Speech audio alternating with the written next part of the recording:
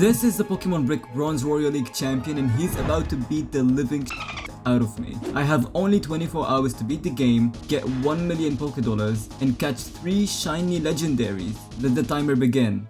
So for my starter I've chosen Charmander, simply because it learns Dragon Rage at level 16. Dragon Rage should get me to sweep the first gym leader and it should help me beat a couple trainers on our way to the second gym. And so I grinded some levels for Charmander, beat Linda, and caught a cute Pikachu. After catching the Pikachu, I caught myself an HM slave. Say hi to Zigzagoon. You damn well know I'm not evolving him. After beating the trainers on my way to the first gym leader, my Charmander evolved into Charmeleon, and I was ready to face the first gym leader. I swept both his Shinx and his Pikachu with Dragon Rage. Easy peasy.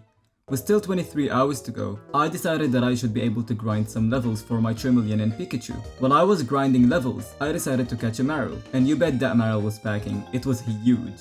So I leveled my Pokemons and went on to beat the 5th route trainers and Jake's as well. Then I headed to the volcano and finished some spicy hot business with Team Eclipse. While Groudon was cooking Team Eclipse up, my Marill had evolved to Azumarill, and it was finally time for me to beat the second gym leader. And so I started with a 67 HP Azumarill, and I totally underestimated Lintahlo, as his overheat immediately lowered my Azumarill to 21 HP. His Intimidate didn't affect me too much thankfully, due to Azumarill being a special attacker. I used Bubble Beam twice before switching to Charmeleon using Dragon Rage. Magmar also fainted to Dragon Rage and the second gym leader was beaten. With 22 hours left on my timer, I felt pretty good about my progress, so I went on beating the Route 7 trainers and the annoying lumberjacks. When I had just thought that I'm doing good timer wise, I had those double battles on Route 8 with Jake. And when I say Jake sucks, I genuinely mean Jake sucks. I mean, my guy used Sand Attack on Torkoal instead of doing a super effective water type attack on him.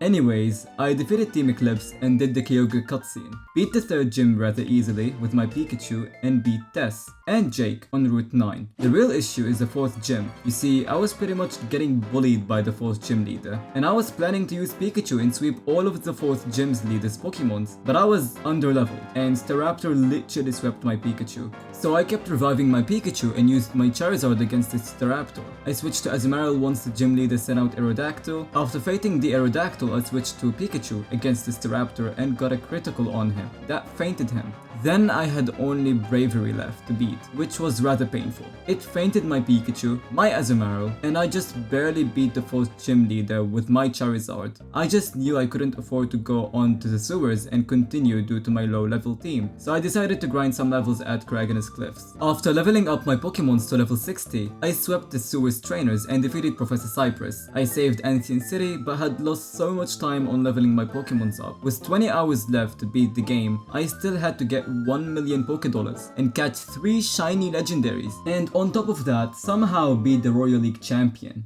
So I taught my Charizard to fly and traveled to Iridia City. I was already building up a team to beat the Elite Four and the champion, and to do that I had to catch myself a Snorlax. So I went to Old Iridia, caught an Ekans, traded the Ekans for a flute, and caught Snorlax. You know damn well he's pulling with that name. Then I defeated the 5th gym leader with Azumarill, and no, I didn't evolve that Zigzagoon. I then went on to sweep the 6th gym leader with my Charizard, and I defeated Jake and his simps pretty easily.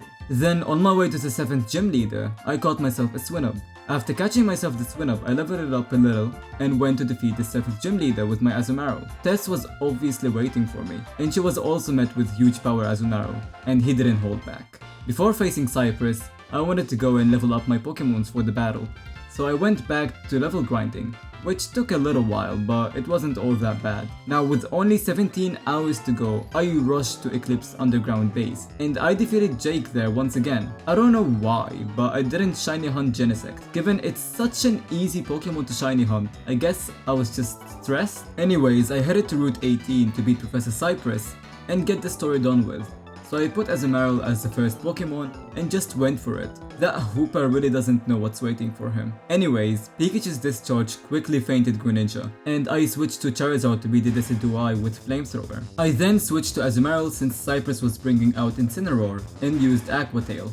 I then sent out Mamoswine against the Empoleon and used Earthquake. Charizard came back out to faint sleep tile. Now lastly, for Cypress's Charizard, I switched to Azumarill even though Charizard X isn't fire type. Azumarill is pretty bulky, so why not? I then used Aqua Tail on him twice and sent Professor Cypress to the Lululand. Imagine he actually teleported to Cypress, that would be crazy. I mean, they do fit together, don't they? Anyways, I'ma speed up the J cringe part with Tess, cause who the f is here for that anyways? So remember when I said Hoopa doesn't really know what's waiting for him? Bro was caught after 3 rounds, literally. And that's how we caught our first legendary. And no, it doesn't count as one of the 3 legendaries, as it's not a shiny. We'll skip the last part of the story and head to the H gym instead. I mean, I only got 16 hours to go and I was half asleep from all that dialogue. For the H gym leader, I used Mega Absol on the Gengar and Night Slash Decidueye. Then I switched to Azumarill and played roughly with that Spiritomb. Absol hit the field against Miss Magius and used Night Slash. Edgy Slash was easily beaten by Absol. I switched to Azumarill against Sableye and destroyed him with Play Rough, and the 8th gym was defeated. Now I could finally head to the Royal League and fight the Elite Four. But before that, I needed to get 1 million Pokédollars. With just 15 hours and a half left, I had to come up with a get rich quick scheme. I got myself a luck instance and then I headed to the desert. I beat up Rising Star Darren repeatedly until his life insurance and retirement money filled my once empty pockets. After draining his family's wealth for 2 hours straight, I now not only had beaten the first challenge of this video, which was to get 1 million Pokédollars, but now I could also buy enough potions and Pokéballs to defeat the Elite Four alongside the champion and catch those 3 shiny legendaries. I make it sound easy, don't I? So with about 13 hours and a half to go, I had to choose between defeating the Elite Four and the champion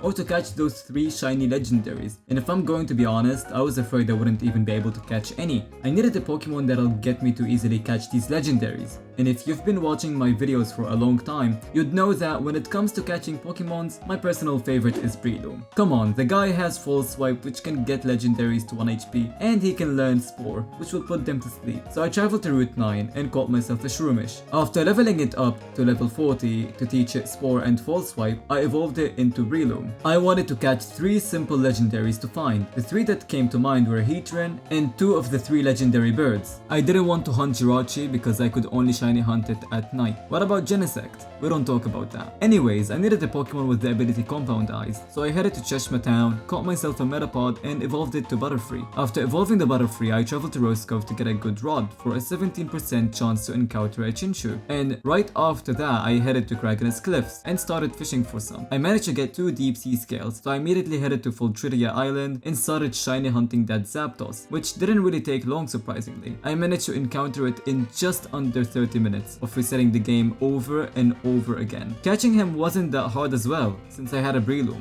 After catching the Zapdos, I had to travel to Obsidia Island to catch Moltres. The Moltres though took a while. I kept resetting the game over and over, but nothing would happen. After 6 hours of resetting the game over and over again, I was literally about to give up and go shiny hunt Heatran instead. But as I was contemplating leaving Obsidia Island, I encountered it. I caught him as fast as I could and I immediately headed to Mount Igneous to catch Heatran. And luckily for me, Heatran didn't take all that long. All it took was 2 hours to encounter it. I spent 8.5 hours shiny hunting and I was just done. I was so exhausted and just wanted to fall asleep, but I couldn't really spare that much time. I had to go and beat the Elite Four and the champion. I had to prepare a team against the Elite Four. So the team I settled on was Alolan Raichu, Mega Charizard X, Mamoswine, Azumarill, Snorlax, and Absol. I traveled to the Lost Island to evolve Pikachu to Alolan Raichu, and I bought a couple of power items from the Colosseum. With just 7 hours on the clock, I figured I had a pretty good chance of beating the game. So I wasted no time and I traveled to the Royal League. Victory Road didn't take all that long since I was skipping trainers left and right. Tess was relatively easy to beat. I used my Mamoswine against her Garchomp and swept it, her Salamence, and also defeated Haxorus with Ice Shard. I was contemplating using Blizzard against Haxorus, but its outrage was simply too strong. So I brought on Azumarill and he fainted Haxorus with Play Rough. Azumarill made easy work of Druddigon and Flygon as well. Now against Altaria I switched to Raichu and used Nasty Plot. I then used Thunderbolt on him, which wasn't all that effective. Psychic quickly fainted him, and now that we were done with Tess, it was time to fight the Elite Four. It somehow took me 3 entire hours to get here, and with just 4 hours left, there wasn't much room for error. I had to beat the Elite Four and the champion as fast as I possibly could. Otherwise, all that effort would go for nothing. The first elite was pretty straightforward. I used Charizard's Flare Blitz against Ferrothorn and Aegislash. Unfortunately for me, Escadrille was faster than my Charizard, and he used Rock Slide on me, which fainted Charizard. Mamoswine came in, but that lucky freaking Escadrille used Iron Head and landed a critical. So I brought on Snorlax and had to stall him out a little bit to revive the rest of my team. After reviving Charizard, I used Belly Drum on Snorlax and I healed him up twice so he wouldn't faint to Excadrill. From there I was able to use Earthquake and Beat It and Jirachi. Lastly, I brought on Charizard X against the Mega Metagross and used Flare Blitz on him. Now for the second elite, I brought Charizard X out front and used Flare Blitz on the Alolan Ninetales. I kept my Charizard X on for the Titan and realized that Mega Evolving Charizard was a big mistake. I used Flare Blitz on Titan and it pretty much got to 1 HP, and my Charizard fainted. Mamoswine came in and used Ice Shard on Titan since it's a priority move. Now for the opposing Mamoswine, I brought on Azumarill and used Superpower. I lit him up, but Mamoswine then fainted my Azumarill with an Earthquake. I brought Snorlax against Mamoswine and used Earthquake to faint him. Now as for Cure Him, I stalled him with Snorlax since I had to revive my Azumarill. From there, Azumarill used Superpower on Cure Him, which lit him up but wasn't good enough.